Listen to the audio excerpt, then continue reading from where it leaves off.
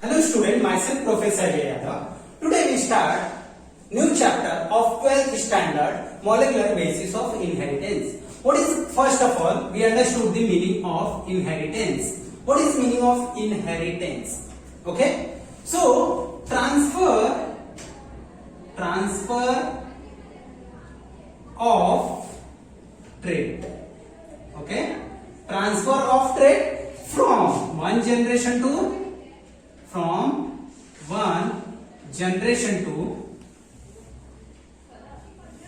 another generation or next generation लिखोगे. Next generation is called as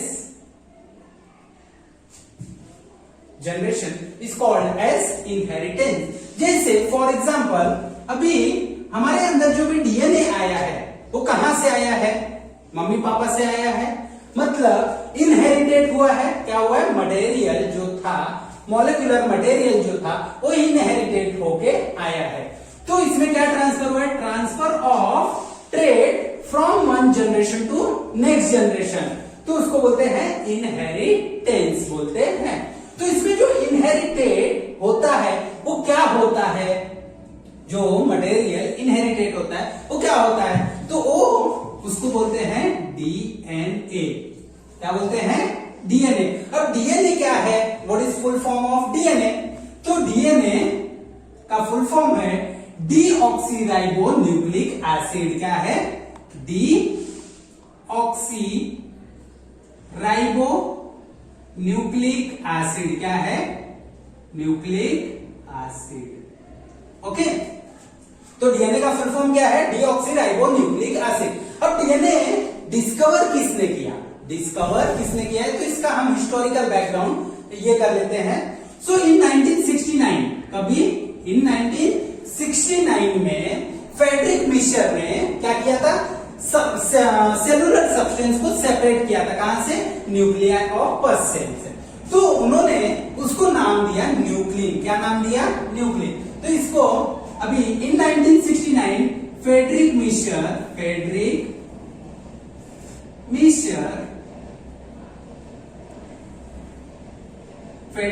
ने क्या किया? Friedrich Miescher separate the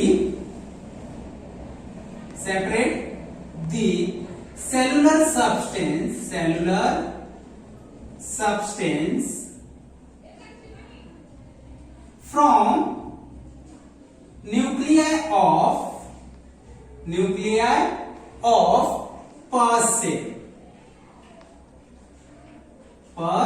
cell and it termed as nuclein. उसने क्या नाम दिया? उसको न्यूक्लिन नाम दिया. ओके. ये टर्म याद रखना, न्यूक्लिन नाम दिया. तो फ्रेडरिक मिशर ने क्या किया? 1969 में जो पस सेल था वहां से सेलुलर सब्सटेंस को सेपरेट किया. देन उसने वो सब्सटेंस को नाम दिया न्यूक्लिन. जब ये न्यूक्लिन को एसटीडी किया, क्या किया? एसटीडी किया, तो उन्होंने पाया कि न्यूक्लिन में क्या है? न्यूक्लिक एसिड है. क्या है? न्यूक्लिक एसिड है. अब ये न्यूक्लिक एसिड जो थे इसमें दो टाइप के शुगर थे. क्या थे? दो टाइप के शुगर थे. एक जो था शुगर वो कौन से फॉर्म में था? डीऑक्सी फॉर्म में था. क्या था? डीऑक्सी फॉर्म में था. एंड दूसरा जो शुगर था वो राइबोसोमल फॉर्म में था. ओके. तो डीऑक्सी राइबोसोमल न्यूक्लिक एसिड को क्या बोल दिया उन्होंने? डीएनए बोला. एंड जो राइबोसोमल न्यूक्लिक एसिड था उसको उन्होंने क्या बोला? आरएनए बोला. क्या बोला? आरएनए. तो डीएनए की डिस्कवरी किसने किया? फ्रेडरिक मिशर ने किया. कभी किया? 1969 में. कभी किया? तो अब जो डीएनए था, डीएनए के जो कंपोनेंट है वो क्या है? देख लो. सो कंपोनेंट ऑफ डीएनए क्या है? Component of DNA. अब DNA is made by 3 substance. किससे बना हुआ है? Made by 3 component. Okay. Made by 3 component. Okay, तो पहला कंपोनेंट जो है वो क्या है, शुगर है, pentose sugar, pentose sugar. Okay, then second है नाइट्रोजन बेस, क्या है, nitrogen base. And third component है फॉस्फेट, क्या है, phosphate.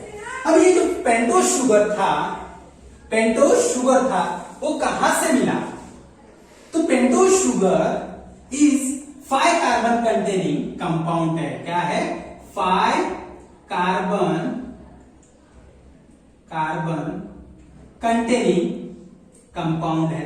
And pentagonal in structure होता है, कैसा होता है, कंटेनिंग 5 कार्बन कंटेनिंग कंपाउंड है, प्लस इसका क्या है, पेंटागोनल स्ट्रक्चर होता है, कैसा होता है, पेंटागोनल स्ट्रक्चर होता है। ओके, तो नाइट्रोजन बेस, अब यहां पे नाइट्रोजन बेस की बात कर रहे हैं, तो नाइट्रोजन बेस कितने होते हैं, डीएनए में 4 नाइट्रोजन बेसेस होते हैं, कितने नाइट्रोजन बेसेस होते हैं, 4 नाइट्रोजन बेसेस होते हैं, बट वो 2 टाइप के होते हैं। तो यहां पे प्यूरिन एंड पाइरिमिडिन, ये 2 टाइप के नाइट्रोजन बेसेस होते हैं, 2 टाइप के। मैं यहाँ पे ध्यान से देखना, मैं यहाँ पे बोल रहा हूँ नाइट्रोजन बेसेस 2 टाइप के होते हैं, बट डीएनए में 4 नाइट्रोजन बेस होते हैं, क्या होते हैं, मैं टाइप्स और उसमें बता रहा हूं, पाइरिमिडिन। सो इसमें क्या होता है, 2 नाइट्रोजन बेस प्यूरिन होते हैं एंड 2 नाइट्रोजन बेस पाइरिमिडिन होते हैं। तो प्यूरिन कौन कौन है, ए एंड जी, ये क्या होते हैं, प्यूरिन होते हैं, एंड टी एंड सी क्या होता है, पाइरिमिडिन होते हैं। सो ए जी, ओके। तो जैसे घर में तुमको अभी सुने रहोगे, अभी प्यूरिन एंड पाइरिमिडिन याद करना बहुत डिफिकल्ट होता है। अगर तुमने सुना होगा घर में मम्मी पापा को प्यार से क्या बुलाते हैं, ए जी, मतलब प्यूरिन। एंड रेलवे स्टेशन पे कौन होता है, टीसी होता है, टिकट चेकर, टीसी। तो टीसी क्या है, पाइरिमिडिन है, इतना याद रखना, ए जी प्यूरिन, टीसी पाइरिमिडिन। ओके, तो अब ये ए का फुल फॉर्म है एडेनोसिन, गुआनिन, थायमिन, साइटोसिन। तो ये जो होते हैं ये डीएनए में 4 नाइट्रोजन बेसेस होते हैं।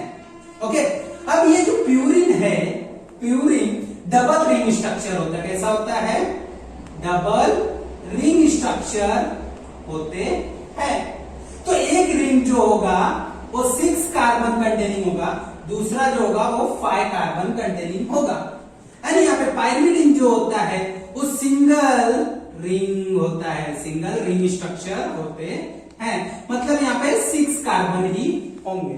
अब देख लो यहाँ पे स्ट्रक्चर कैसे होता है। सो ये प्यूरिन जो है वो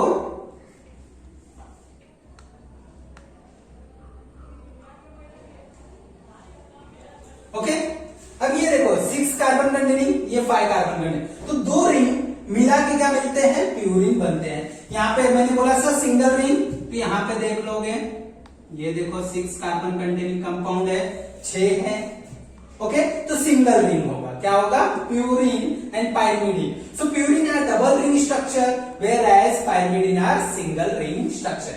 अब ये फॉस्फेट जो है, phosphate derive from phosphoric acid, कहां से मिलता है, फॉस्फोरिक एसिड से मिलता है, कहां से, so phosphate are derived from phosphoric acid. Okay, so DNA, जो डीएनए है, डीएनए क्या है, DNA is a long polymer of nucleotide. क्या है, डीएनए, यहां पे देखोगे तो डीएनए क्या है, DNA is a long polymer of nucleotide. So long polymer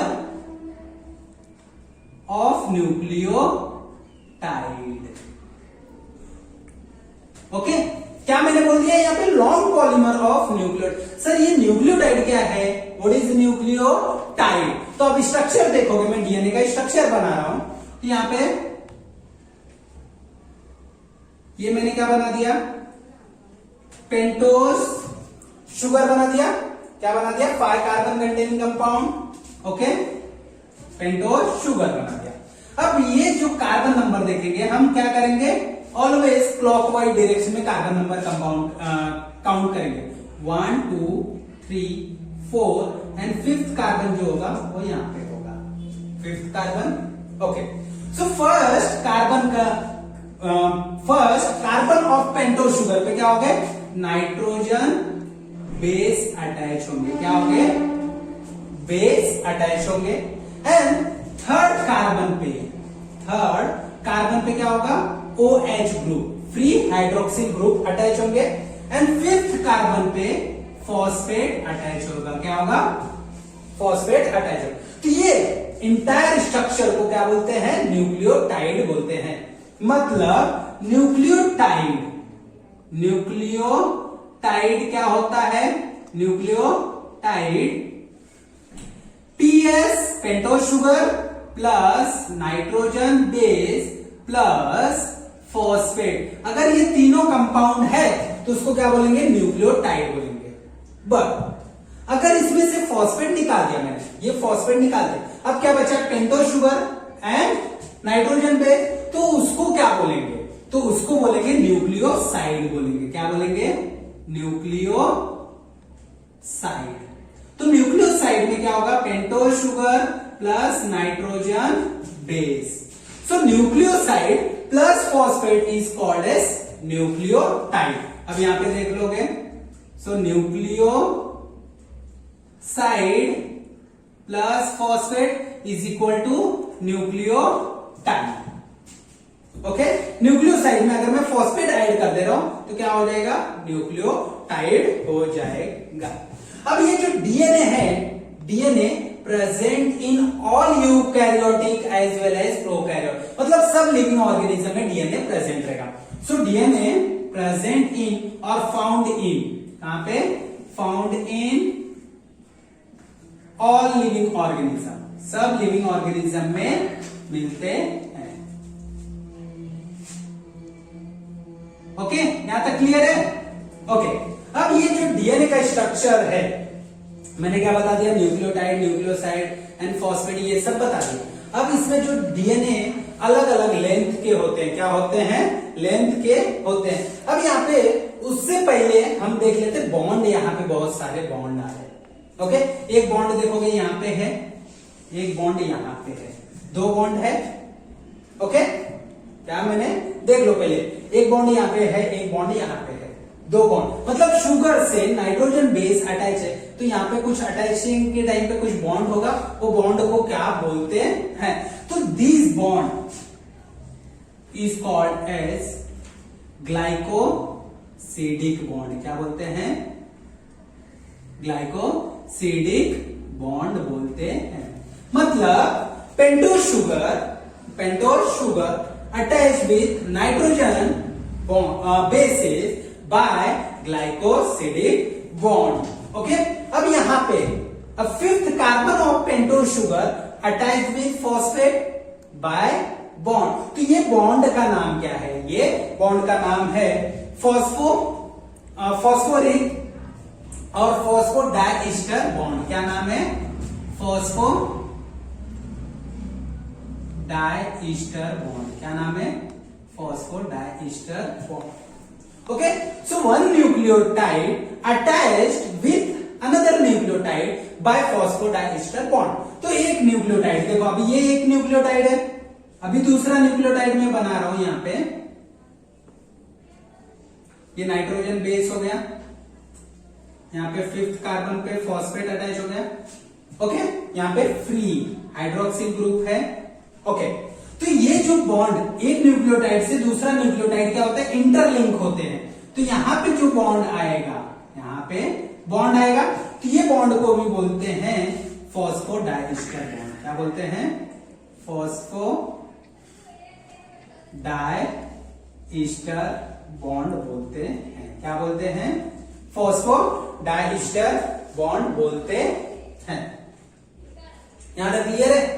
तो क्या हो गया, एक शुगर से दूसरा फॉस्फेट, दूसरे न्यूक्लियोटाइड का फॉस्फेट अटैच है, तो उसको बोलेंगे फॉस्फोडाइस्टर बॉन्ड बोलेंगे।